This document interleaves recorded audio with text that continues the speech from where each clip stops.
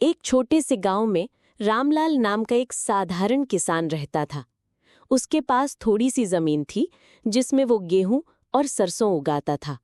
रामलाल मेहनती और ईमानदार इंसान था, लेकिन उसका सपना बड़ा था। वो चाहता था कि उसका खेत इतना उपजाऊ बने कि गांव का हर इंसान उसकी मिसाल दे। लेकिन किस्मत हमेशा उसका साथ नहीं देती थी। एक साल बारिश बिल्कुल भी नहीं हुई।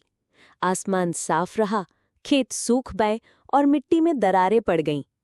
गांव के कई किसान कर्ज में डूब गए। रामलाल भी परेशान था, लेकिन उसने हार नहीं मानी। वो हर दिन आसमान की ओर देखता और उम्मीद करता कि बादल बरसेंगे, मगर मौसम बेरहम बना रहा।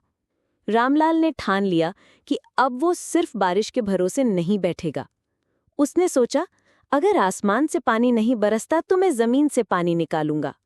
उसने परिवार और गांव के कुछ नौजवानों के साथ मिलकर कुआं खोदना शुरू किया। तेज धूप, पसीना और थकान के बावजूद उसने हिम्मत नहीं छोड़ी। दिन रात की मेहनत के बाद आखिरकार जमीन से पानी निकल आया। ये उसके लिए नई उम्मीद की किरण थी। रामलाल ने तुरंत फिर से खेत में बीज बोए। अब वो सुबह सूरज निकलने से पहले ही खेत पहुंच जाता और देर रात तक काम करता। धीरे धीरे उसकी मेहनत रंग लाने लगी। खेत में छोटे छोटे पौधे मिट्टी से झांकने लगे। वो हर पौधे को ऐसे देखता जैसे अपने बच्चों को देख रहा हो। उसके चेहरे पर एक सच्ची मुस्कान लौट आई। लेकिन हर किसी को उसकी खुशी पसंद नहीं आई। गांव के कुछ लोग उसकी तरक्की देख के जलने लगे। वो कहते, रामलाल की फसल टिकेगी नहीं, ये सब बेकार जाएगा।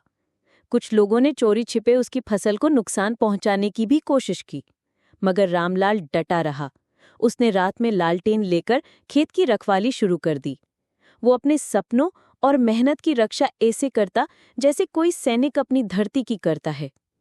समय बीतता गया और आखिरकार उसकी मेहनत का फल सामने आया। खेत में गेहूं की सुनहरी बालियां लहलहा उठीं। हवा जब इन बालियों को छूकर गुजरती तो पूरा खेत सोने की तरह चमक उठता। ये नज़ारा देखकर रामलाल की आंखें भर आईं। जिन लोगों ने कभी उसका मजाक उड़ाया था, वो अब उसकी तारीफ करने लगे। गांव वाले दूर दूर से उसकी फसल देखने आने लगे। रामलाल ने अपनी सफलता सिर्फ अपने तक सीमित नहीं रखी। उसने अपनी कमाई का एक हिस्सा गांव के तालाब की सफाई और बच्चों के लिए स्कूल बनाने में लगाया। धीरे धीरे उसकी सोच से गांव के लोग प्रेरित हुए और सबने मिलकर खेती करने की परंपरा शुरू कर दी। अब हर कोई मेहनत और एकता की ताकत को समझने लगा था। कुछ ही वर्षों में वो छोटा सा गांव हरियाली से भर गया। खेत लहलहा रहे थे, तालाब पानी से भरे थे और बच्चों की हंसी खुशी पूरे गांव में गूंज रही थी। अब रामलाल समझ चुका था कि असली जीत सिर्फ अपनी तरक्की में नहीं, बल्कि पूरे गांव की खुशहाली में है। आज गांव का हर इंसान उसे अपना हीरो मानता था और उसका नाम गांव की पहचान बन गया था।